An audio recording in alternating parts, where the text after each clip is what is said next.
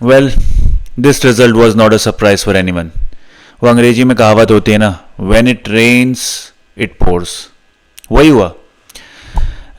आज एक ऐसा सिनेरियो था जब मैच चालू होने के पहले ही सारे यूनाइटेड फैंस बीटी में थे.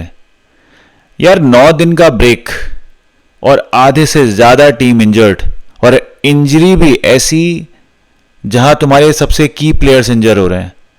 उगाटे, मेनू, अमात, एरिक्सन, यूरो. जो बेस जिस टीम पे बन रहा था, जिन प्लेयर्स पे बन रहा था, वो इंपॉर्टेंट प्लेयर्स ही आउट. यार वो डिहा ने कुछ साल पहले ना एक बात कही थी कि ये क्लब ना कर्स्ड है.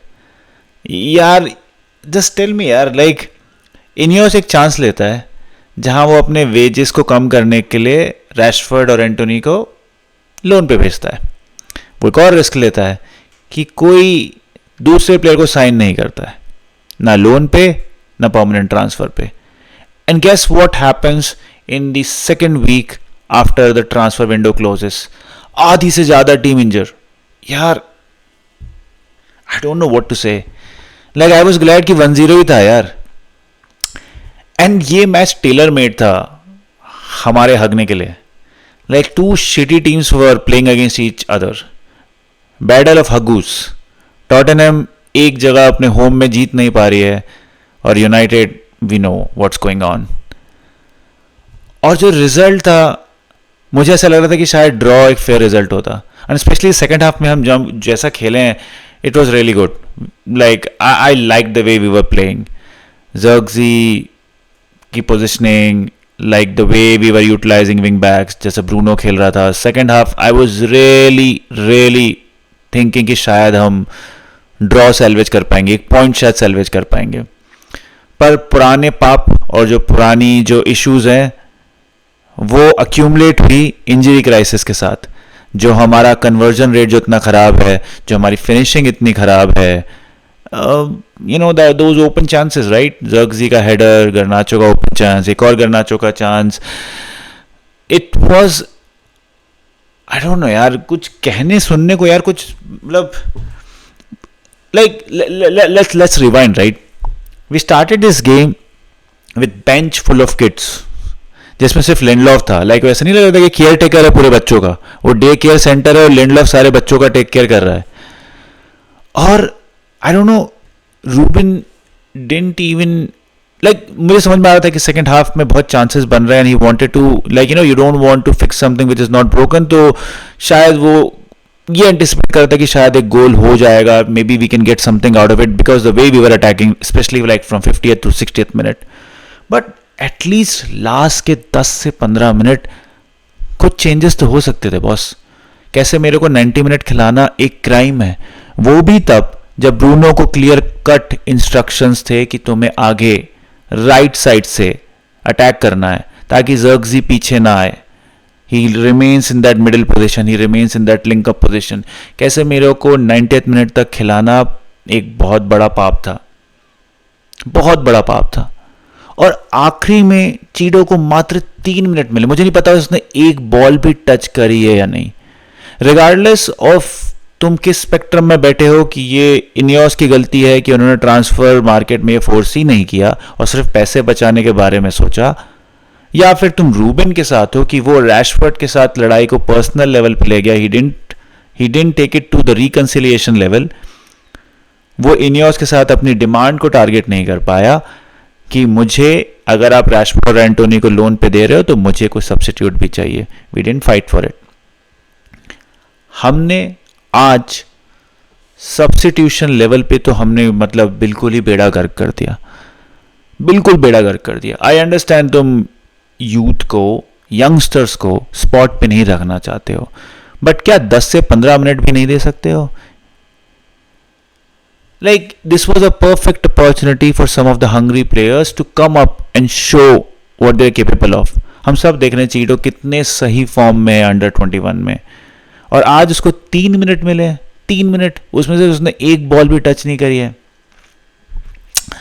It was a mess up man, it was a mess up. और यार इस रिजल्ट ने हम खुश थे कि हमको प्लेऑफ नहीं खेलना पड़ रहा है यूरोपा लीग में, मेन रीजन बीइंग कि 9 दिन का रेस्ट मिलेगा, प्लेयर्स फ्रेश होंगे, एक शायद रीस्टार्ट होगा, can't believe I am saying it, top 10 में आने का।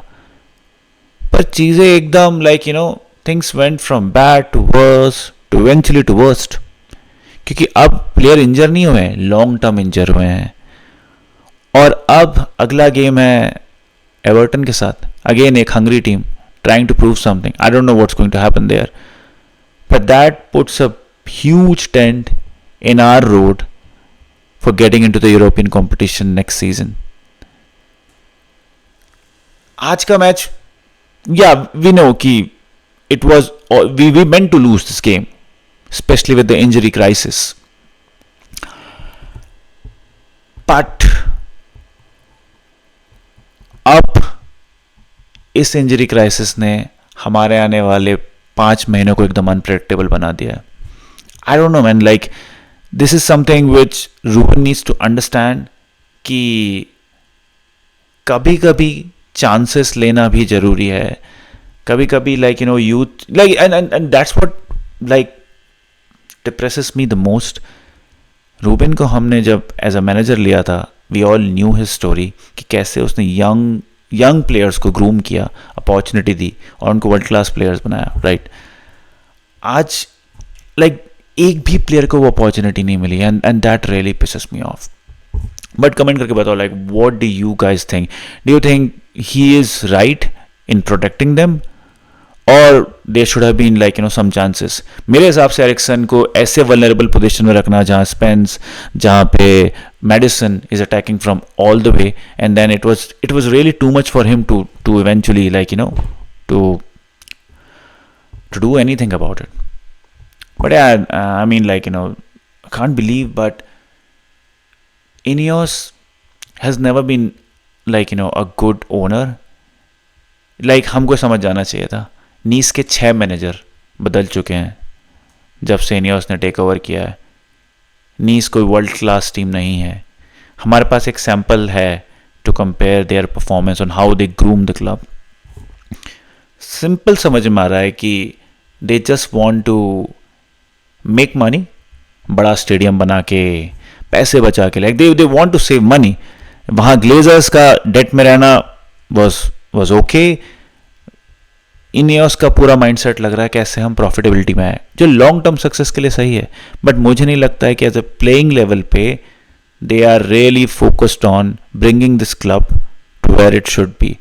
और I am sad to say the state of this club, but ऐसा लग रहा है कि probably in few years we would be in the mid tier level, right? Probably will be like Everton. Like I can foresee the future. I hope I'm wrong, but I can see us getting it to the level of Everton, or like someone who's fighting for like top 10.